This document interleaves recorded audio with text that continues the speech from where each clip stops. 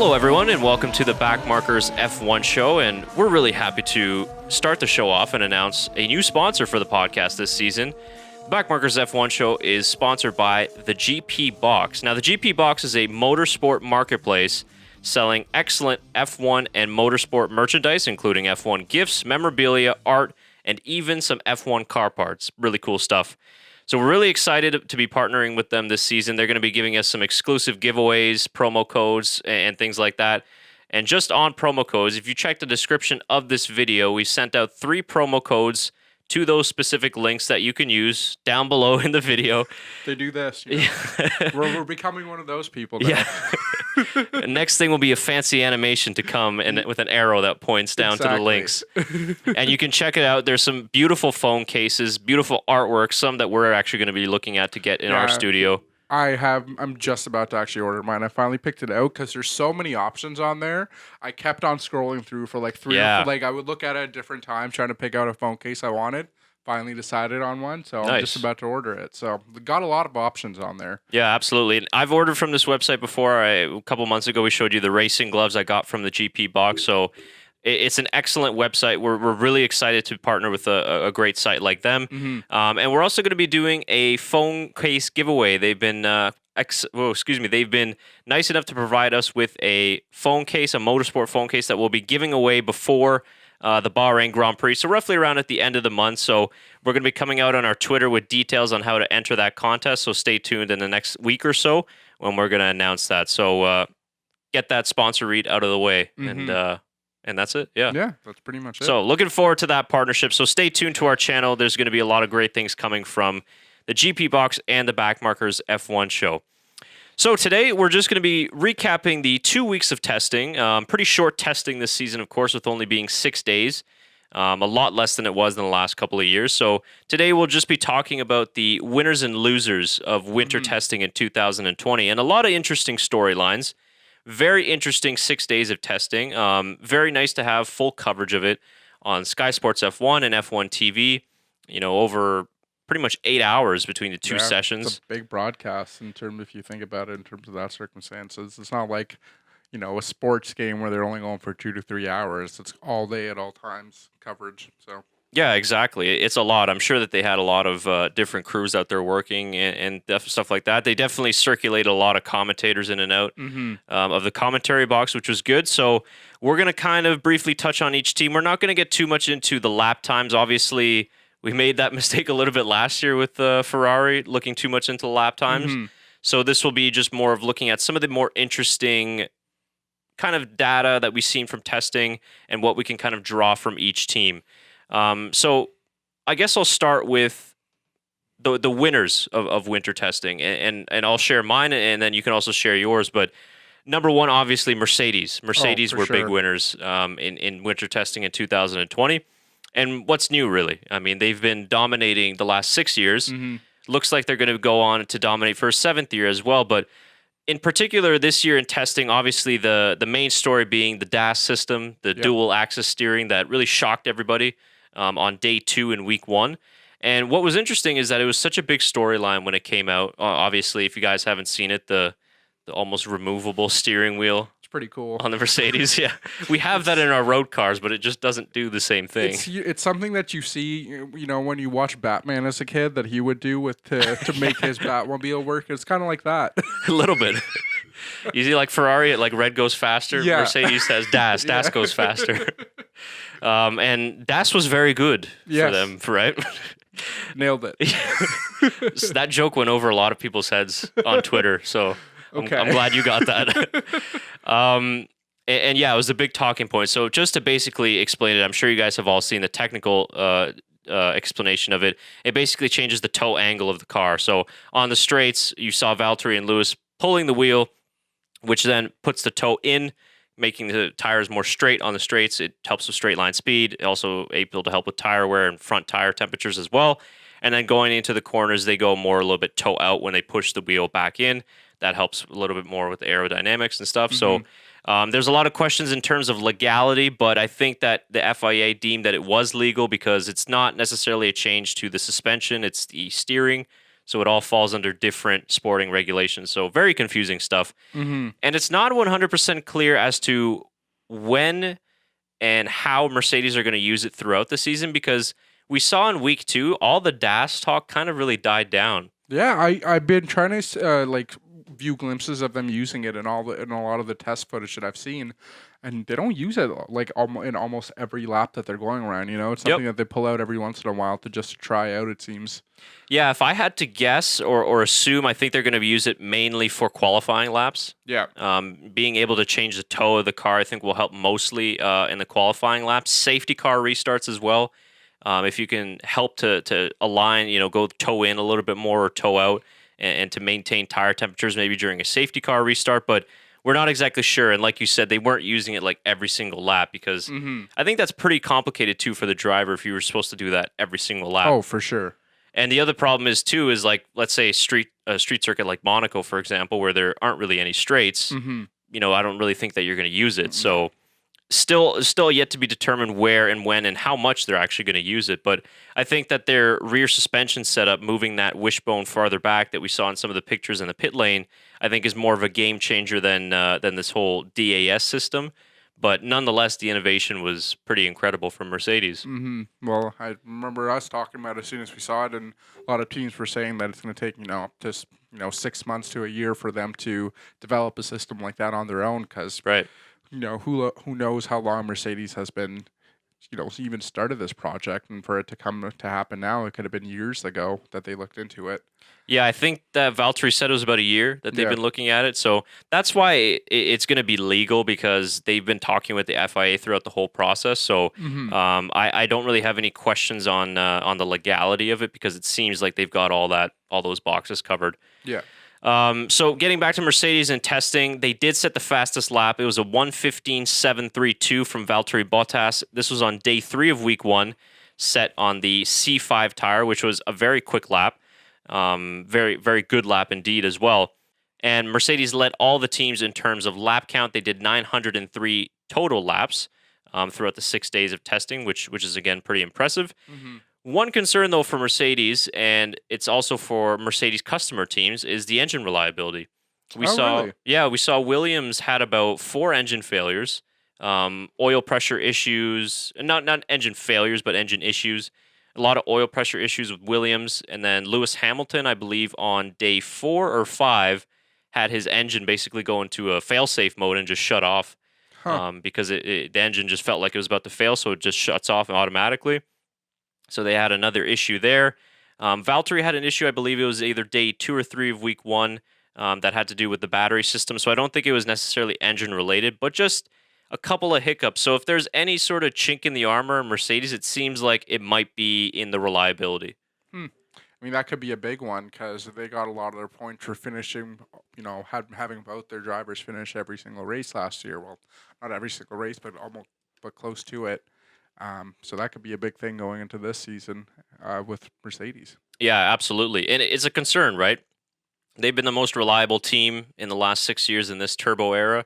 Mm-hmm. But to have that many sort of failures and issues in the just 6 days of testing is definitely a concern for Mercedes. Other than that, smooth running for them. Again, led with the most laps, impressive lap times. Like you mentioned before we went on the air, they didn't do like crazy lap times after the first week. I think that the second week they were going more for, testing out long runs and race pace, whereas the week 1 they kind of did more performance-related stuff and testing out the DAS and different things like that. So Mercedes definitely one of the winners of winter testing for sure. Another team that really impressed me is the Pink Mercedes. Yes. The nicknames that have been going around, Tracing Point was probably one of my favorites. And that we're, of course, talking about Racing Point. And it's not necessarily a direct carbon copy of the Mercedes, but it is very close. Mm-hmm. When you look at the pictures of the two cars combined, there are definitely a lot of similarities.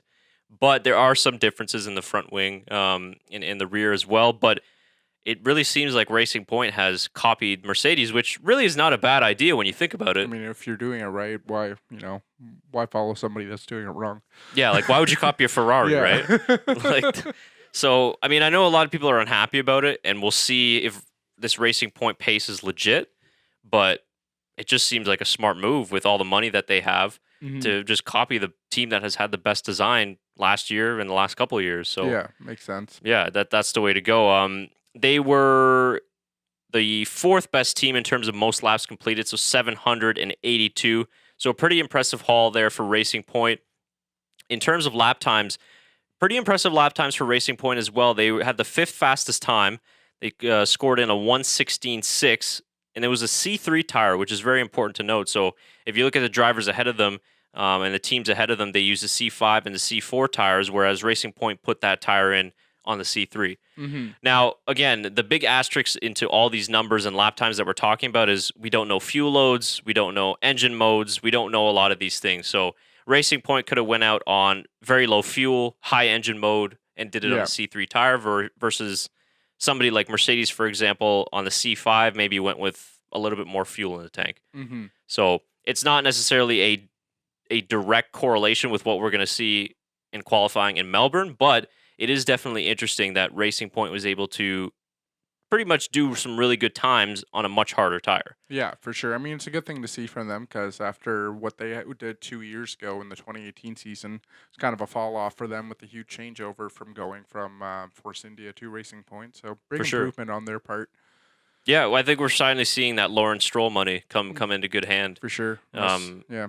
They were disappointing last year, but I still think that they were going through a transition, whereas this year Absolutely. that transition might be done and ready to go. So Mhm. looks good for Racing Point. And when you look at it trackside and some of the videos as well, I mean, it looks really good. The car looks like it's on rails, looks very comfortable to drive, similar to the Mercedes. And Lance Stroll and Sergio Perez are certainly happy with it. So Mhm. it's going to be interesting. I think that Racing Point will definitely be fighting for the best of the rest spot there. So they were really impressive for sure. And I think that next to Mercedes probably made the most headlines with their car design. For sure. So that was it on Racing Point. Now, another team that was quiet but was impressive was Red Bull. And your boy Max Verstappen, he did a lot of work in week one. They were consistent. yeah, they were very consistent. When we look at in terms of the amount of laps that they did, let's just scroll down here. So team lap count, they had the fifth most laps completed was 780. Only 2 laps behind Racing Point. They had a couple of little niggles and issues here and there. Verstappen had quite a few spins in Sector 3, but I really just attribute that to him pushing the car to the limits and finding the aero limit of the car. So, not too concerned about anything like that. That's but exactly what testing's for, Bro, it's exactly what it is. I mean, I saw some people were shitting on him and Vettel too, like, oh, spinning. It's like, that's testing, man. That's what it's there for, so you don't do that when it comes to actual race day. You're figuring out what's wrong with the car, how far can you take it to that curb, or how far can you take it around that corner. So yeah, exactly. So I see no problem with that. And once you find that limit, you just step back maybe a bit, and then you stay within that. So Verstappen did 168 laps on day one, which was insane. He was very sore, really, after the first opening week, and I think that he was happy to split some of the days after with Alex Albon. Did a lot less laps, of course, in week 2 when they split it with Alex, because I think after day 1, they just said, okay, we're going to need to give this guy a bit of a break here. So he was testing a lot of the limits of the car. They did a lot of those keel probe sensors on the car, so they did a lot of aero work. But like we mentioned before, they put in a pretty fast time on that C4 tire. They put in a 1:16.2 on the last day of testing, and it was on the C4. So again, compared to Mercedes, for example, that set their best time on the C5, same with Renault.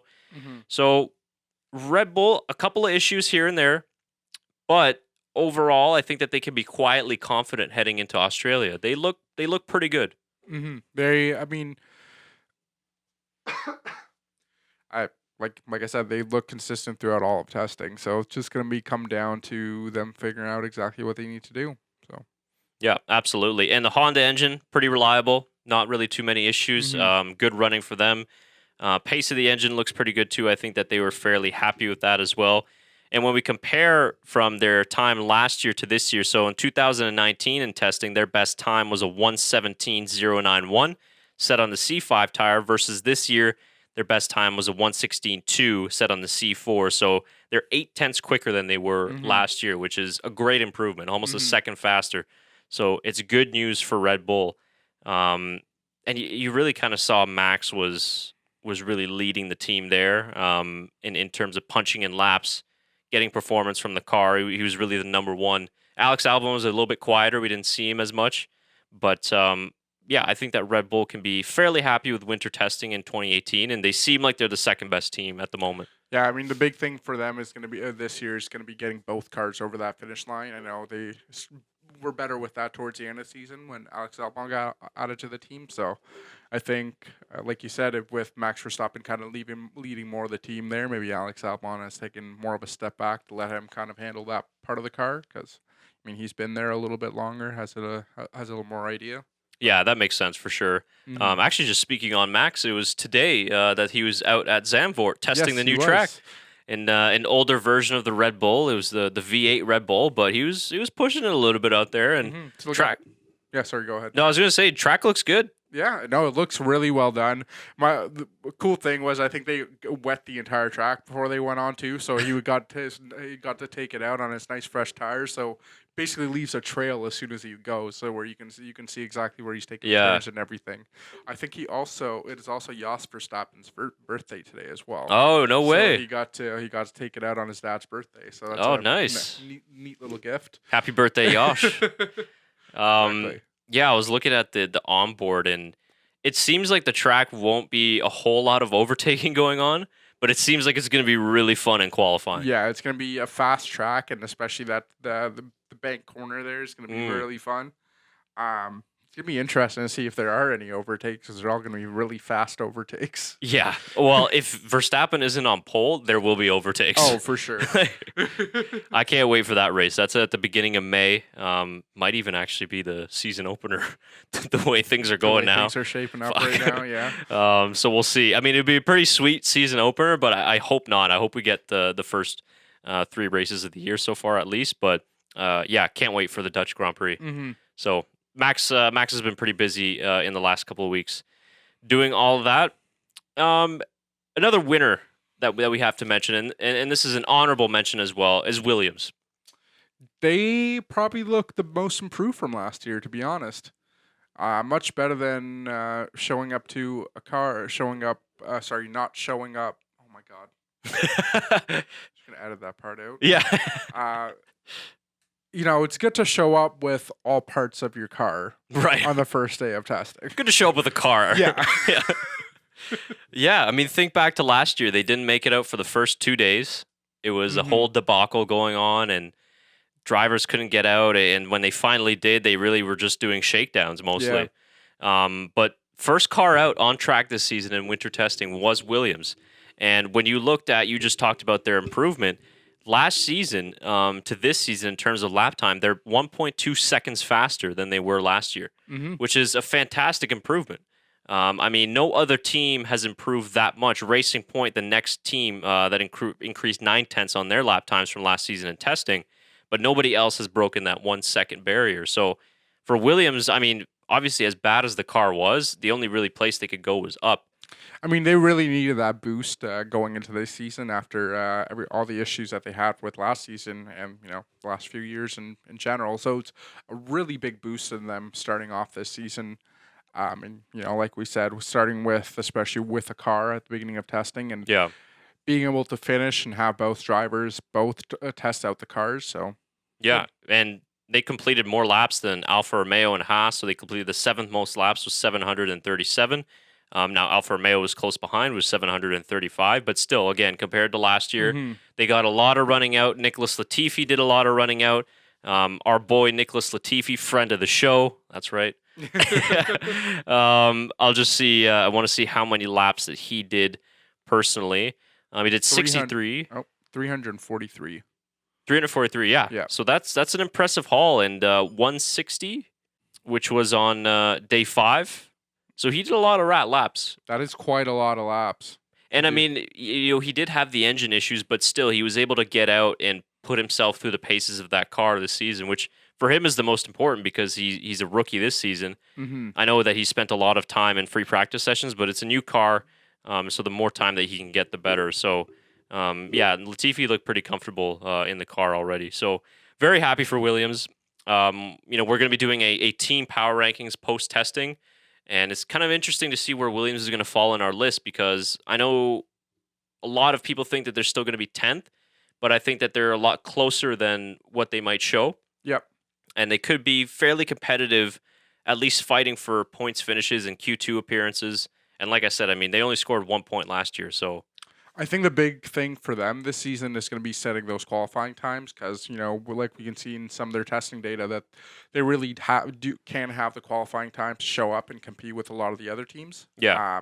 So if they get that they get that good start at the right at the start of the race, and the big thing for them last year was always starting in that 90th and 20th position and not being able to compete with any of the drivers because they're already up ahead. So if they can keep a little more of the drivers back when the midfield, would help them out to get more points this season. Yeah, I think so, and that's a good point too. I mean, if you can finally start a bit higher up on the grid, it'll help you kind of score some of those points. So I think they'll be decent this year. And when you look at the long run pace data, this is on Formula One's website, so you guys can also check it out for yourselves. Williams kind of slots in ahead of Racing Point, Alfa Romeo, and AlphaTauri in terms of long run race pace. Now, again, this is all data that you can't necessarily say this is exactly how it's going to be, because they were set on different days. So, they could have been set in the morning session. It could have been set on this day where there was cloud cover, track temperature is different. So you can't take it. You have to take it with a grain of salt. But nonetheless, the pace is promising. Again, comparing to last year when they were dead last almost in every scenario. So they're ahead of Racing Point, Alfa Romeo, and AlphaTauri in terms of that long run race pace. And when you go down to the short run, so the more qualifying sims, second from the bottom, so only ahead of Haas. So that might be a little bit more representative of the real race or qualifying pace that we're going to get. But I think that Williams, to me, were one of the bigger winners of this season's testing. Well, it's interesting to see because Haas is at the bottom of that list, and if you looked at that first graph that you showed, I think Haas is sitting at like third or fourth highest. So they're at the complete opposite end. Right, yeah. Haas is just behind Renault, McLaren, and then the leaders Mercedes in long run pace. So interesting, right? It's all, we're just reading this out because the information is there, and we're going to give it to you if you haven't seen it, but you can't read into that and go, okay, these are the championship standings that we're going to see. Like, this is what's going to end up happening at the end of the season. Yeah. It's like, no, we're going to see a lot of different, like you said, a lot of different variables that come into play during testing. So yeah, and remember, a lot of these teams will be bringing Melbourne upgrades too. Yeah. So they're not the final car that we saw in Barcelona. So now, did it rain on any of the testing days? It rained in the morning of, I believe, day 5 or day 6. Okay. I know Ocon did some running on the intermediate tires, but it wasn't anything heavy. Nothing heavy to try them out, right? And we know as a big thing that rain and a lot of hot weather that we saw last year during the races took into play for a lot of these teams last year. So again, like different variables that come into play. So yeah, for sure. Testing is always. It's tough to read into the times, that's for sure. So then moving on to some of the losers of testing, and one that we have to kind of point out, which is a pretty obvious one, and not necessarily losers, but just sort of puzzling, and that's Ferrari. I think a lot of people were really confused and sort of puzzled by what Ferrari was doing in the 6 days of winter testing. First week, they really didn't stretch their legs in terms of putting on the softest tire and going out and setting any impressive times. They did complete the second most laps behind Mercedes, which is good. So reliability was fairly good. They had one small issue with Vettel's car where he had to pull over. I can't remember off the top of my head exactly what the issue was. But overall, they did get a lot of laps done. Again, second most out of anybody. They had the fourth fastest time, which was on the C5 tire. It was a 16.3 on day 6, so the final day of running. So we really didn't get to see Ferrari kind of do a real quali sim until the last day.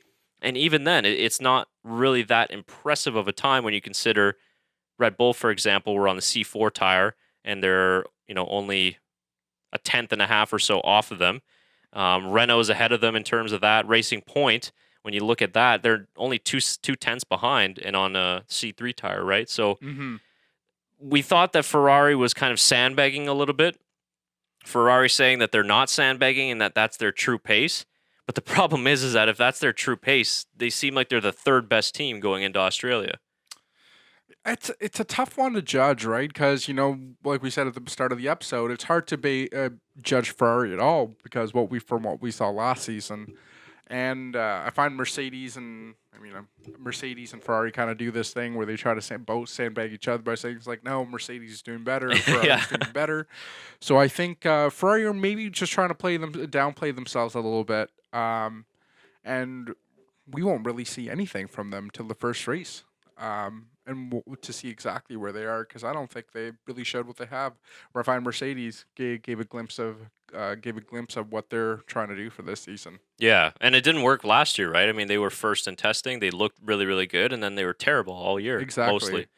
And this is the first time, I think, in 4 years that a non-Ferrari driver finished atop testing. So I think it was Vettel the last 2 years, and then Kimi Räikkönen the 2 years before that. So maybe that's a good sign for Ferrari that they didn't lead Maybe testing they're this trying year. to stay in that midfield so nobody can really judge them. Right, right. They can't have a bad or a good season if they just stay in that midfield. They Yeah. can get one or the other. Maybe it's a good timing with the coronavirus in Italy. They don't have to go to the races at all. Yeah, they're just like, it's fine. Well, it's like that's the easiest way to not disappoint your fans is just don't even race. Yeah, don't show up. Yeah. So the good news for Ferrari, if there's a little bit that you can take, is that long run pace looked fairly good and not too far off of Mercedes. So that's a bit of a positive. Now, engine power was a big topic because they seemed like they were running low engine modes all week long and really for the full 6 days of testing.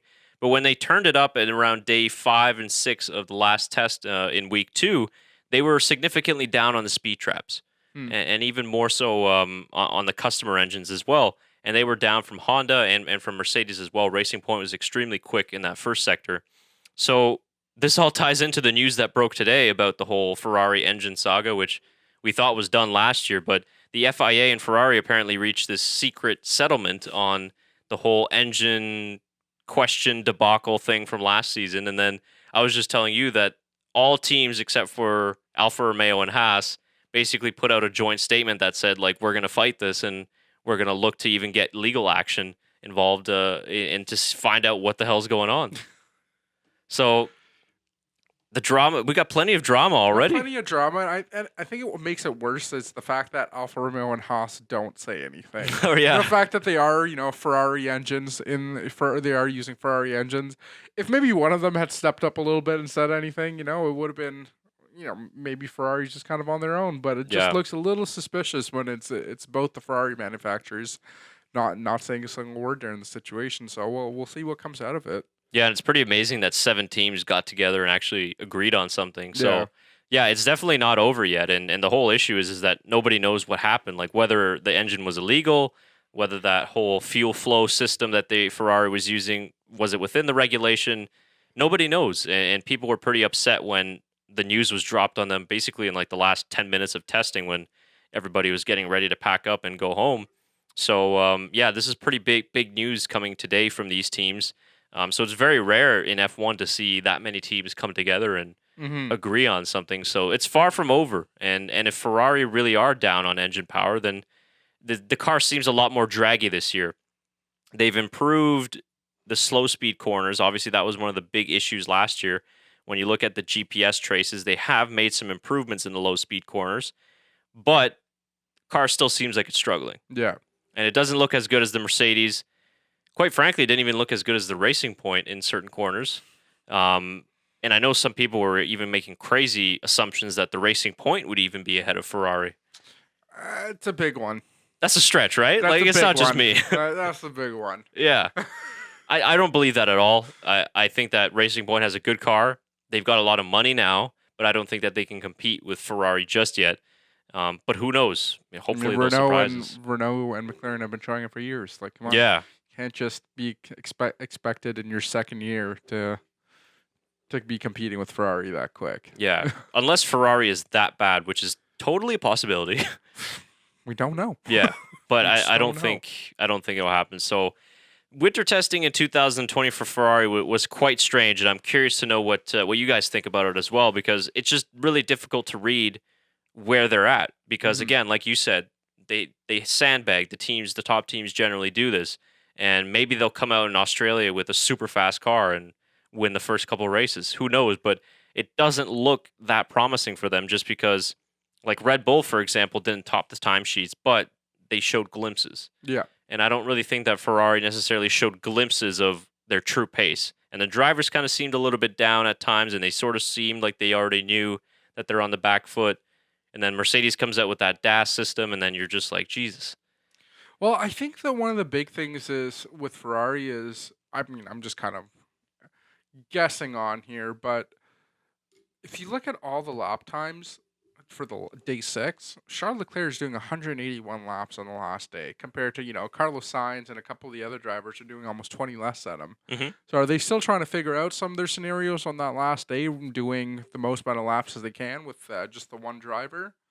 Or I think the last day they're doing 2 race simulations, if I'm not mistaken. I know I was watching one of them. He was doing a race sim on that. And yeah, there might still be. I think week 1 they were doing a lot of that, just trying to figure out the whole aero setup and how they're going to set up the car.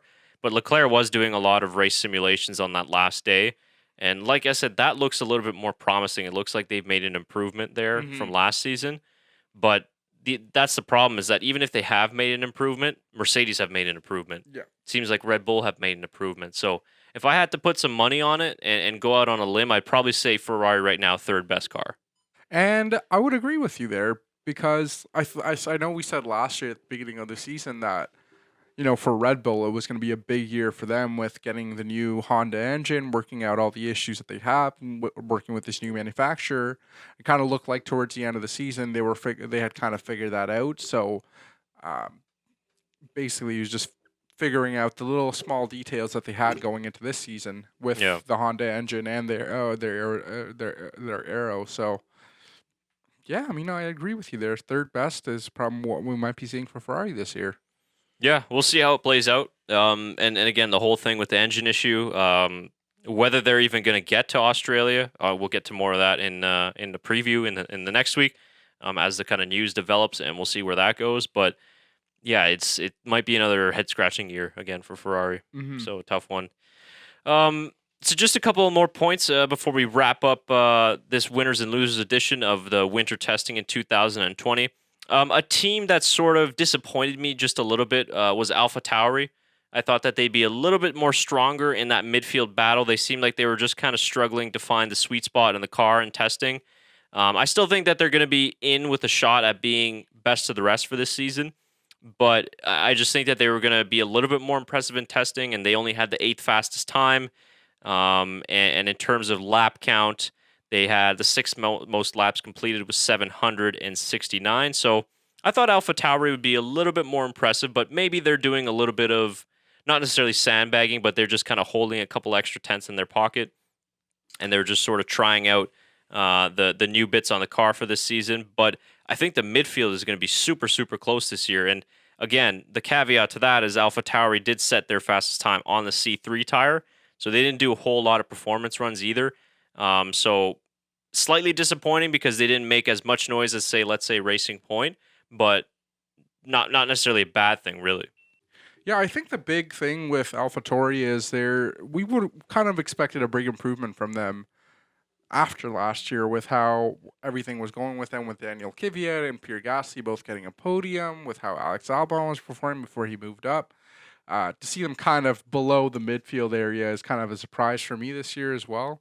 I would have seen them expecting them a little bit higher up with their performances last year to be setting a little bit more of that pace. But I think, like you said, like they didn't seem like they were going more for the performance, more for how long they can go rather than how they're qualifying to how best.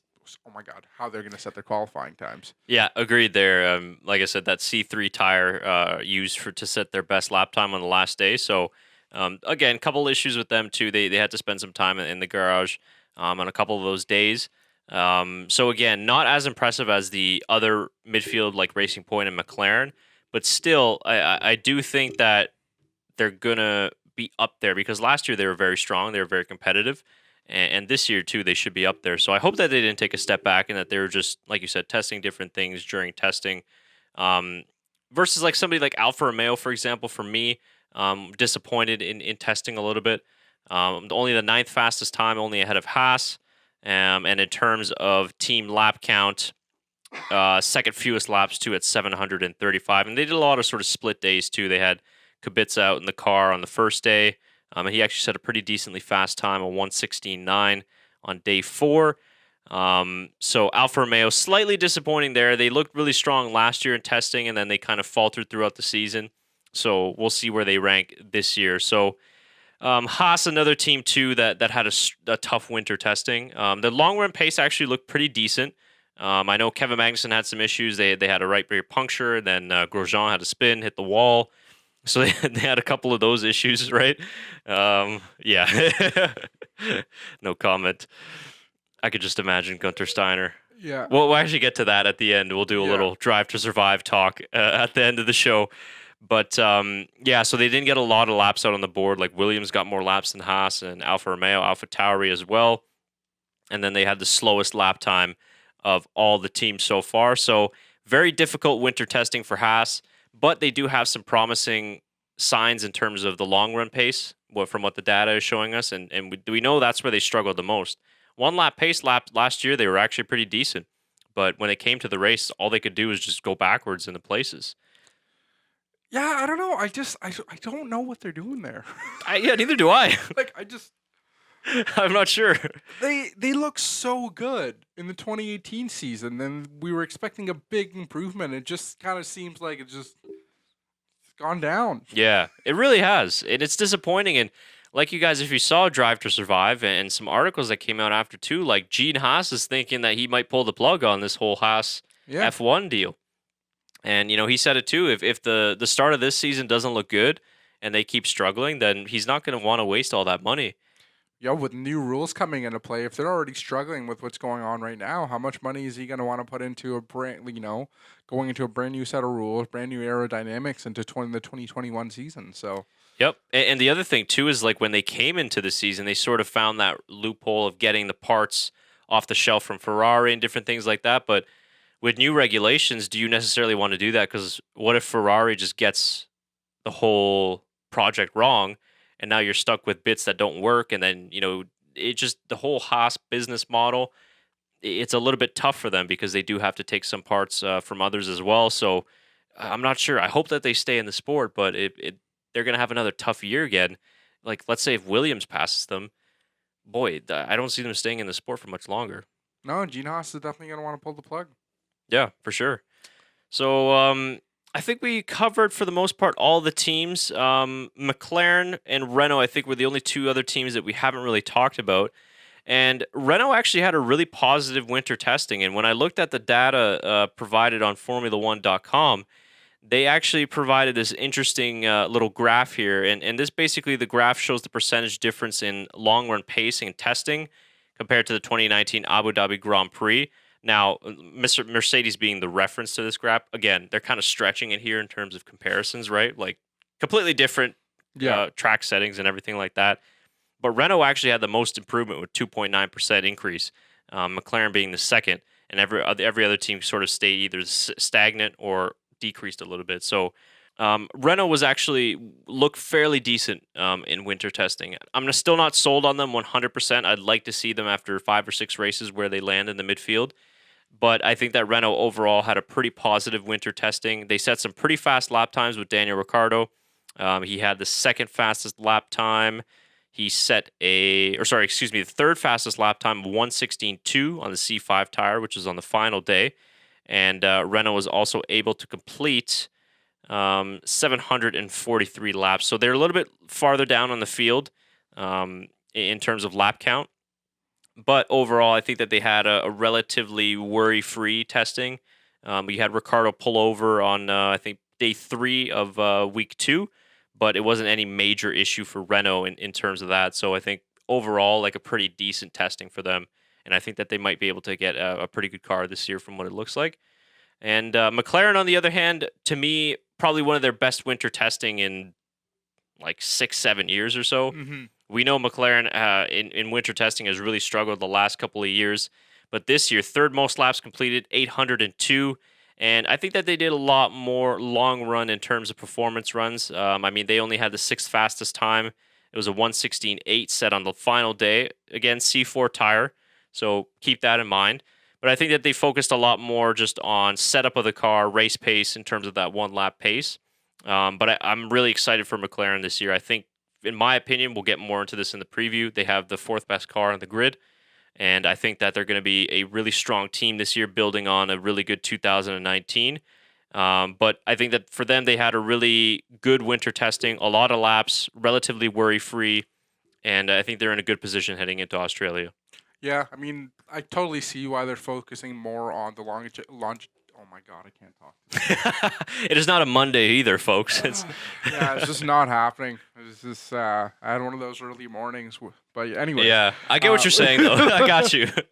But yeah, they're focusing more on how making to the end of the race because from what we saw last year, that was a big thing for them throughout the season. Where they one car would struggle with keeping up with the rest of the cars, or they would have an issue like Lando Norris did towards the end of the race, where they just couldn't quite get it over the finish line, but they would be performing all race. So I think that's probably what they focused on a little bit more this year because what we saw from McLaren that they definitely had the pace last year and they just needed a little bit more improvement on that. But it was definitely their performance of the car overall that they were probably looking into. Yep, for sure. So yeah, I think that about does it for all the teams, and just a simple but short breakdown of some of the numbers behind winter testing. Like we said many times in this podcast, don't take the lap times for count. I think some of the more interesting things is sort of looking at total lap count and what tires were set on, but we don't know a lot of the things, right, with different fuel levels and engine modes and all that type of stuff. So we could see some big surprises in Australia. Hopefully we do. But to summarize, basically, I just think that Mercedes really are the team to beat again this season. And until proven otherwise, I think that they are the favorites again for the championship. It seems like Red Bull have made a step forward from 2019, which is a positive for them. I think that they've got a couple of tricks up their sleeve that they haven't shown yet. So I think that it could be so far a battle between Mercedes and Red Bull. And then you've got some of these other surprise stories like Racing Point. How competitive can they be? Will they be able to fight for podiums? Can Renault get up there, fight for podiums? I think the midfield will be probably the tightest we've seen in the last few years, to be honest. Agreed. A few years ago it was kind of just Haas and Racing Point towards the end. And, last year it was just McLaren in it. So I think this year between McLaren, Renault, what we saw from Racing Point, it's going to be AlphaTauri, Alfa Romeo. Like, you got to take everybody into the mix here, and especially with how Williams is performing, it's going to be a really big, tight midfield, in my opinion. So we'll see how it goes. Yeah, that should be really exciting this year, just like it was last year. So should be fun. So that basically puts a wrap on the winter testing recap. We're pretty much only about a week away from the first race of the season, if it happens. That's obviously not too sure yet. Yes, canceled. it seems like it will happen. Maybe with some alterations and things like that, but we'll stay up to date on that. I guess we could just close out this podcast and not a full review, but just some thoughts and comments about Netflix's Drive to Survive Season 2. Full disclosure, I have not watched the entire series just yet. I didn't want to binge watch it because I kind of wanted to enjoy it over a longer period of time, but I think I'm about 4 or 5 episodes in. I know you've watched all of it or most of it? I have watched all of it. All of it, okay. I definitely binged through it, but don't try to savor it. Okay. Because in my opinion, I thought Season 2 was not as well done as Season 1. I think in Season 1, we saw a lot of really interesting storylines, a lot of storylines that kind of played into effect going into last season. And I find this season they didn't cover it quite as well. I'm trying to do it without giving away any spoilers. Yeah, I mean, it's fine. It's all out there anyway.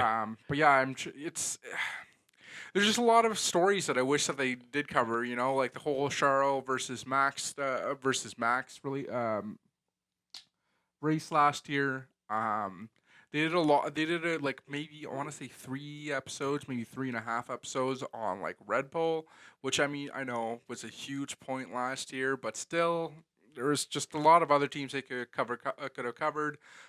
Lando Norris really didn't get any coverage at all, just like the scenes that Sainz was in. Yeah. And yeah, there's like a lot. just wasn't as good. Yeah. Like, it wasn't what, when I watched the first season, it kind of blew my mind of, what goes on behind the scenes of F1 and, how these players that acted day to day. And I don't know, felt not as like, it felt like everybody knew that they were there this year and they were trying to keep on their best behavior. Yes. Yeah, that's true. Not Gunter Steiner. He does not. He doesn't give a fuck. He does not. In his own words, not mine, his words. He does not care. At all. That was by far my favorite. I don't think anything will top that episode for me. Did you get to the part where he's talking to Toto Wolff and just walking to? Oh yeah. Walking to like the press conference and he's like, "You could speak to me in German." And he's like, "I know." He's like, "I know you have an American wife or something." Yeah, yeah. Yo, man, he's taking it that far, but yeah, he's Well, and also remember when they like got to the press conference and Toto was like, "How do I put this on?" And he's like, "You've been doing how many of these? You don't know how to put that on? Yeah. Like, what the hell?" Yeah, that was a great episode. And apparently they left out a lot more stuff. Like Magnussen was saying, like it actually got worse than that. Oh, really? Yeah, like, he smashed the door and everything like that. But apparently there was like worse stuff that they didn't include. So I think they probably could have done. See, again, that was a great episode. We got a lot of great behind the scenes and those engineering meetings. There were parts here and there that were really well done. Yeah. There's a lot I felt that was left out. And they should have made the episodes longer. They should have made the series like maybe with a couple more episodes. And I think me and you were saying like they could have done maybe 15 episodes. There was a lot of stuff that you kind of missed out, and a lot of stuff that they could have condensed. I know you were complaining a lot about the editing of this season. We're going like 7 races in, and then we're going back to the first race of the year. Right, it's just strange. They didn't cover the whole part that Charles Leclerc could have gotten his first podium like 3 or 4 times at the beginning of the season, and then you had to wait till Italy to actually get it. Yeah, so that's another one too I didn't think of. I know I told you like the whole Vettel, like they were in Canada for Montreal. They were at the race and they didn't cover the whole Vettel Hamilton thing. And they covered Renault. Like Renault was their main storyline for Montreal. Like there was so many like I get their point of view that they're trying to make the series more to attract people to watch F1, but there's people who already watch F1 that want to watch the series, like they don't need to be shown all this stuff that wasn't as huge. I want to know more about this, like the Montreal incident. I want to know the whole Charles and Max rivalry thing, like how that started off and where it's going. The Anton Hubert episode was really well done. We talked about it. It was a really nice little tip of the hat to give, as well as the whole Niki Lauda episode. Yeah, that was well done as well. So it has bright moments, but just overall, it wasn't as good as season 1 if you compare directly to that. Yeah, it almost seemed like they just kind of threw everything together. They just didn't have as much time, or they didn't really have any clear direction on where they wanted to go with the episodes. But yeah, like it almost, I mentioned this earlier, but it almost felt like they were just trying to be funny by adding in little clips here and there. Yeah. The whole, everybody's seen it online with the whole Daniel Ricciardo thing. Mercedes forgetting their name at least 4 or 5 times. They just try to add little things to try to be a little bit more funny, but they could have taken that away and given more time to the actual storyline. Yeah.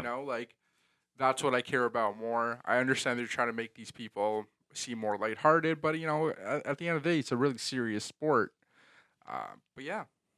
Yeah, they missed a lot of big things. And, remember in season 1, they did a great episode on Ricciardo winning in Monaco. Mm-hmm. And the way they sort of built that dramatic moment. Yeah. They could have done that for the Canada incident. They showed Max versus Charles in Austria, but they just built it up so poorly. Yeah. You know what I mean? And that's the thing is I understand that you're making it for fans who've never watched it, but if you're a fan who's never watched the sport, what better way than to show the racing? And we had a lot of great racing last year, but they didn't really showcase any of that stuff. No. They could have built up. And again, that Max win in Austria was phenomenal. The battle between him and Charles in Silverstone was amazing. Yep. So they could have done, like you said, a whole episode just on that rivalry. And we talked about this before as well, too. All the young drivers. You could dedicate an episode to Lando and George and Albon and Charles and Max and incorporate that all into an episode and say, hey, look, this is the future of our sport. So better start watching now because this is the peak time for this stuff. So yeah. If you want to get into the sport, this is kind of the time. Like you said, all these young drivers coming in, they're going to be driving, hopefully for the next 10 to 15 years of their life. Yeah. Like they're going to be spending their time in the sport, in other other motorsports as well. So these are the people you're going to be seeing week in and week out racing. So it's a great series. It's a really good idea, but it's just season 2. I just thought wasn't done quite as well. Yeah, yeah, and from all aspects, and when Tyler gets back, we'll ask him what he thought as well. But yeah, I just thought the editing was, I'll be quite honest, was sloppy from Netflix. Like, I mean, I edit stuff like this at work for what I do for work, and I kind of don't make those mistakes, and we're not doing the same type of work as they are, right? Yeah, so for sure. I mean, they've got multiple editors and reviewing and all that type of stuff, and they miss subtitles, they misspell things on subtitles. I just told you before, like the engine noises were out of sync, but like completely, it wasn't even close.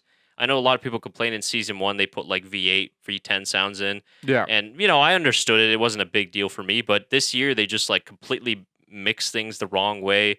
And they got a bad habit of putting in like team radio when it doesn't actually happen, which I don't think is fair, because like we as fans who watch like the best of team radios and stuff, we know what time those radio messages were. And they're putting it in at like races where it didn't happen. Oh, or, like, for sure. Points in the race where it never would have happened. Like they put, I think in one episode, like Max, when he won the race and he says like, "Yes, boys, come on," or something like that. And they put it in at like early in the race or something like that. And it just doesn't fit. You know what I mean? So yeah, for sure. There's a little bit of that, they're trying to pull a fast one on us, but I don't know. It just sort of felt like that's how you edit a vlog almost. It just felt like an internet YouTube vlog that just like, I got all these clips. Yeah. I'm going to throw them together. Here you go. So I just expected more from Netflix.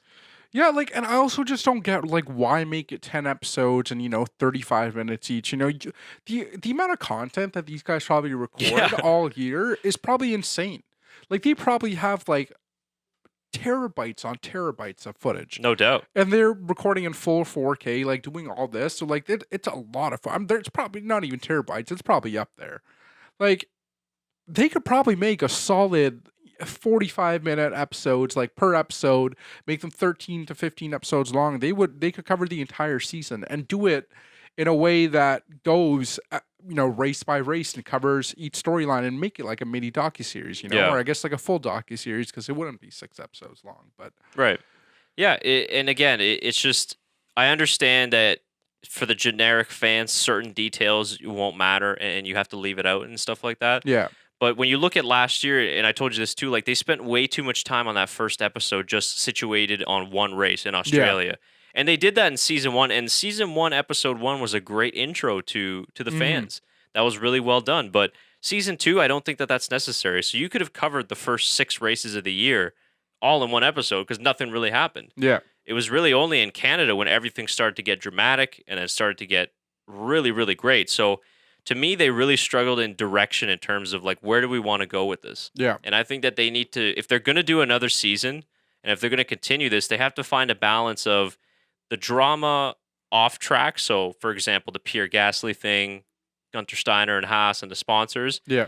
But they also have to mix in the on track drama because that's what it's all about at the end of the day. Yeah, for sure. The battle for the championship, the hard wheel to wheel racing, that's what's going to really attract people who aren't fans of the sport, and then it's also what we want to see as fans of the sport. Lewis Hamilton won his 6th championship, and it was like a 5-second clip that they showed. I haven't gotten that far, but I'm not surprised. Yeah, it was. I was surprised. I was like he's about to, he's about to set a record for the most amount of championships, Michael Schumacher, and it's just, I don't know. There was just, And at the end of the day, this is Formula One racing. This isn't the Real Housewives of Formula One. We don't, again, we want to see the behind the scenes stuff. And if this was a hardcore F1 fan documentary, the whole episode would just be engineering briefings, all that type of stuff that we want to see, right? I understand we can't put that much into the generic fans because people who don't watch F1 don't care about car understeering here or this tire didn't work there. They don't care about that stuff. But again, at the end of the day, to not be able to build something like that up, a record 6 world championship, and you had access to Mercedes and Ferrari this year. You could have interviewed Vettel and Hamilton about the Canada thing. Actually, the best thing that came out of that whole Mercedes thing is in the very lap, I think the last 2 episodes or so. Maybe it was like, I don't know. It was one of the episodes. They basically have the one like 30-second clip they show of Valtteri Bottas is how does it feel to lose to Lewis Hamilton every week? He's like, it sucks. It's basically stabbing a knife in my heart every single time. Yeah. I remember that. The one clip I show him, like, how do you guys let this man down in your documentary as well if you're not going to show him during the races? Yeah. So, yeah, I felt that, you know? Yeah, for sure. Valtteri, no. Well, and that's the problem, too, is when you edit things like this, certain people get made to look like villains. Yeah. You know, like, I never knew there was a Carlos Sainz-Daniel Ricciardo rivalry until Drive to Survive. I had no idea. Like, was this actually, like, are we late on this? Yeah. Like, did we miss something? Wow, we missed the battle for 9th place. Yeah, like, there's just a lot of things that weren't quite there that they kind of tried to make it out to be. Like the whole Nico Hulkenberg thing that it's going to be a last season F1 was really nice and it was well done, but it was just a little bit drawn out. They didn't do that for any of the drivers the season beforehand. Like Marcus Ericsson left, like Marcus Alonso was gone. They didn't do anything for that. Fernando? Yeah. Oh my God, I did it again. It's funny because it was one of our bloopers from last year. I did it again. It's because Chelsea beat Liverpool. Throw that in for the UK viewers. Yeah. So you guys know I am a Man United fan. Right. It's a big deal for me. But yeah, so yeah, like it was well done, but it was underwhelming. Yeah. And yeah, like I said, you know, they spent a couple of episodes that they gave to, you know, Red Bull and that whole Daniel Ricciardo and Carlos Sainz thing where I just felt like they should have given to more, you know, the people that kind of deserve it that don't get it. Like Racing Point wasn't covered at all this season. Oh, yeah. Yeah, a lot of teams were left out. And again, like, we don't know how much pull the teams have in terms of, like, don't show this, you know, don't show that, or the sponsors step in and say, hey, we want to be seen more. You know, I don't know. That might be part of it, too. I feel like if that was the case, Haas would have stepped in and said something about what it was shown about them. Well, I wish they would have shown more of the rich energy thing. Maybe they couldn't, but that would have been more fun to focus that. Yeah, the rich energy thing was kind of just glanced over. They made it less of a big deal than it was, you know. Also, it was half the season last year, so. Yeah, so I mean, let us know what you guys thought of season 2 of Drive to Survive if you've seen the whole series or only a couple episodes. Again, like, you know, you always still enjoy watching F1 content like that, but it fell flat of expectations for us personally and from what it was in season 1. So curious to know what you guys think. So drop us a comment down below in the video. But yeah, I think that's about it for this episode. Yeah, I think that's it. So again, check the description or for the links in below to the promo codes from gpbox.com. And of course, we're going to be posting out on Twitter and all of our social media channels, as long as our website, on the details of the giveaway that's going to be coming up in pretty much the next week, really, before the first race of the season. We've also launched our F1 Fantasy League for 2020. So all that information is in our links below. It's also on our Twitter, so you can find out all that. So make your team, join in our league, and you'll be able to win some awesome prizes at the end of the season. The deadline to enter for that will be before the Bahrainian Grand Prix. So you have about 3 or 4 weeks or so to get all of that info in. But I think other than that, that about does it for us. Yeah, so next week we'll be coming with the season preview for 2020. And then the first race of the season, fingers crossed, we'll go ahead. But yeah, we'll see what happens. We'll stay up to date with what the news is out of Australia, whether the race will go on or not. But regardless, we're going to do a season preview either way, and we'll be ready to go. Yeah, we'll just, you know, you can watch the season preview every week. Yeah, until the season starts in May. Until the season does actually start. Yeah. It will be the same thing, probably. Yeah, if it ever starts. So yeah, that should be fun. Well, all right, thanks for joining us again for another episode, guys, and we'll see you soon. Take care. Yeah.